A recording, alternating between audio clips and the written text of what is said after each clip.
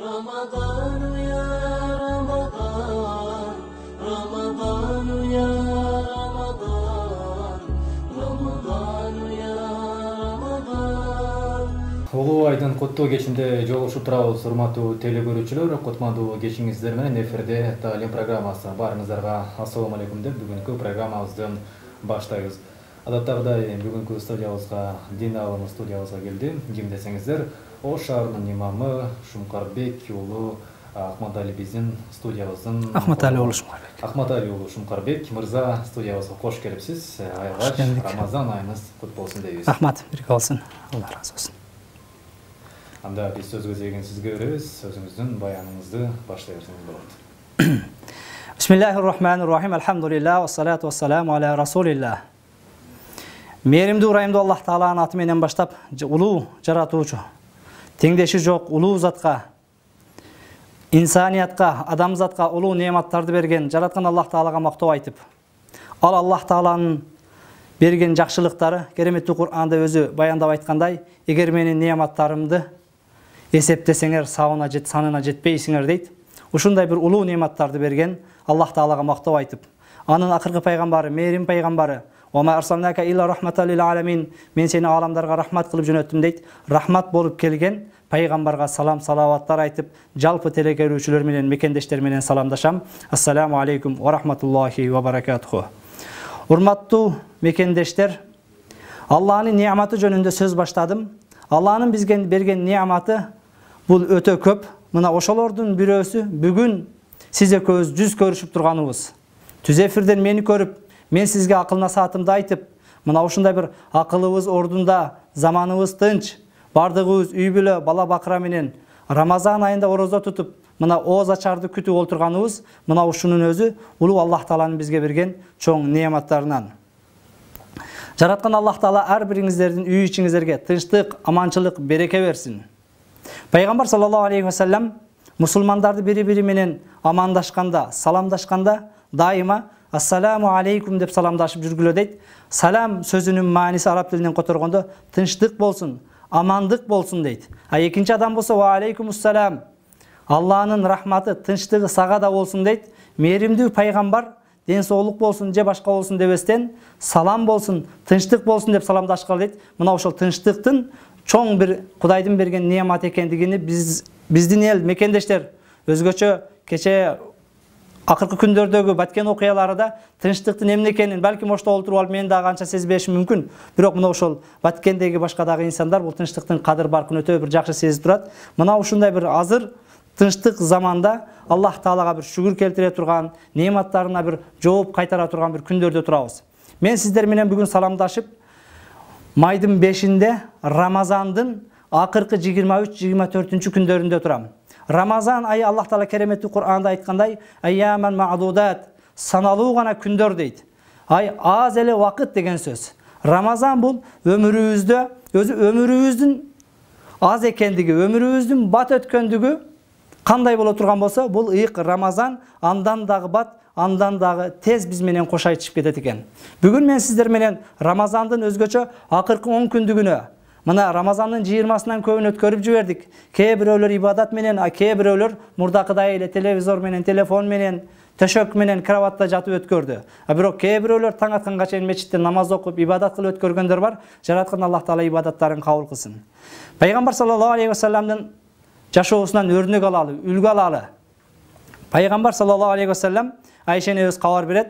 Рамазандын акыркы 10 күндүгү болгондо өзгөчө бир акыркы күнгө көңүл буруп, Айшене өз айтат, пайгамбар үй бүлөсүн тургузат эле, өзүн бекем кылманат эле, аракет кылып, түндөлөрү менен ибадат менен өткөрөт эле дейт. Башка бир хадисинде, эгер Рамазандын акыркы 10 күндүгү келе турган болсо, пайгамбар саллаллаху алейхи ва саллям "Кана яштахид ма лам яштахид фи гайри", мындан мурда учурда аракеттенбегендей, соопку аракет кылбагандай бир катуу аракет кылат эле, түндөлөрү уктабастан ибадат менен өткөрөт эле дейт. Пайгамбар саллаллаху алейхи ва саллям Рамазандын акыркы 10 күндүгүндө этикафка олтуруп, мечиттен чыкпастан ибадат кылып, жаратканга жалбарып шүгүр келтирет эле.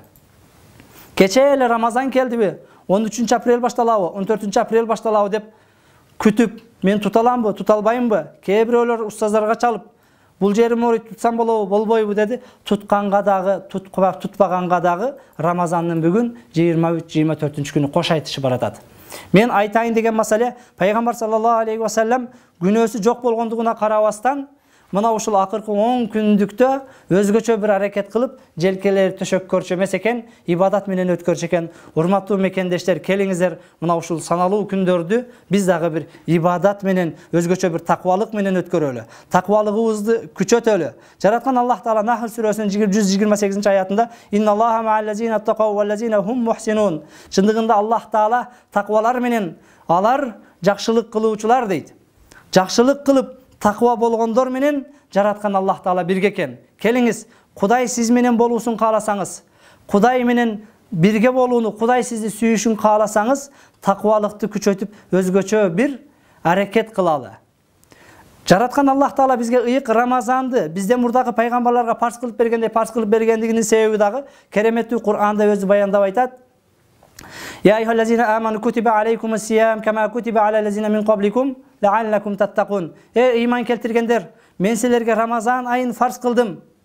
Силерден мурдакыларга Рамазан айы фарз кылынды, силерден мурдакыларга фарз кылынгандай, эмне үчүн десе, лааллакум таттакун, таквалыгыңар күчөш үчүн дейт. Таквалыгыбызды күчөтүп, Кудай менен болсок, инналлаха маал муттакин, чындыгында Аллах Таала таквадарлар менен экен. Аллах Таала Кудайдан корккондорду сүйөт экен. Келиңиздер ушул таквалыгыбызды күчөтөлү. Таква эмне дегенде пайгамбар саллаллаху алейхи ва саллям аттаква ха-хуна деп ва юширу иля садри саласа марра, таквалык бул жерде деп 3 жолу жүрөгүнө ишарат кылат. Таквалыктын негизги орду Кудайдан коркуу, бул сүрөттө, келбетте, кийинген жупунулукта башка эмес. Балким чыныгы жүрөктөн бирөө көрүп турганда, көрбөй турганда коркуу мына ушул таквалык экен. Азирети Умар өзү билип турса дагы улуу сахабалардын бирөөсүнөн "Маттаква, таква деген эмне?" десе, "Я амирул муъминин, амирул муъминин, ама салакта тарикан зата шаук." Тикендүү жолдо жүргөн эмессизби, баскан эмессизби дейт.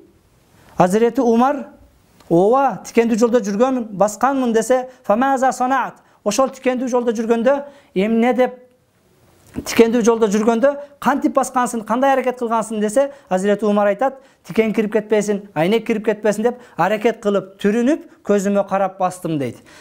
Улуу сахаба Азирети Умарга кайрылып, амирул муъминин, таква деген мына ушул дейт. Жараткан Аллах Тааланын адалын адал, арамын арам деп түрүнүп, этияттап, көзгө карап мамиле кылуу, жеген нерсеңде, кылган мамилеңде, сүйлөгөн сөзүңдө жалган, чын, сорттоп, айырмалап билүү, айтып аткан сөзүң күнөө эмес экендигине көңүл буруу, мына ушул таквалык. Тикендүү жолдо путума тикен кирбесин деп кантип сактанган болсоң, арам иштерден мына ушундай сактануу, мына ушул чыныгы таквалык дейт. Аллах Тааланын Рамазанды бизге Рамазан кылып бергендигинин негизги мааниси мына ушул биздин таквалыгыбызды, таквабызды сынаш үчүн. Балким таквалыгыбыз күчөгөндө жараткан Аллах Таала өзү сүйгөн пенделердин катарына кошот экен. Жараткан Аллах Таала сүйгөн пенделердин катарына кошула турган болсок, Аллах Таала сөзсүз биздин соопторду, ажырларды көбөйтүп берет. Аллах Таала хадиси кудсиде "Я ибади, иннама хия амалукум ухсиха лакум, сумма уаффиякум ияха. Фаман важада хайран фальяхмадилла, ва ман важада гайра залик фала ялуманна илля нафсах." Эй менин пенделерим, чындыгында мен силердин кылган жакшы амалыңарды эсептеймин, санаймын дейт. Кимде ким Кудайдын астына барганда, Кудай соопторубузду таразага коюп, жакшы амалдарын таба турган болсо, фальяхмадилла, сооптору көп боло турган болсо Кудайга мактоо айтсын. Ва ман важада гайра залик, ал эми кимде кимдин сообу аз болуп кала турган болсо, күнөөлөрү көбүрөөк болуп кала турган болсо, фала ялуманна илля нафсах, өзүн гана жемелесин дейт. Урматтуу мекендештер, келгиле. Өзүн эртең кыяматта жемелеп калгандардын катарына кошулбайлы. Жараткан Аллах Таала бизге кыяматта эгер күнөө тапсаңар, анда өзүңөр гана жемелегиле дейт. Ал жерде жемелегенден пайда жок. Ал жерде бармак тиштейсиз, бармагыңыз гана ооруганы болбосо, анын себебинен күнөөлөрүңүздөн кутула албайсыз.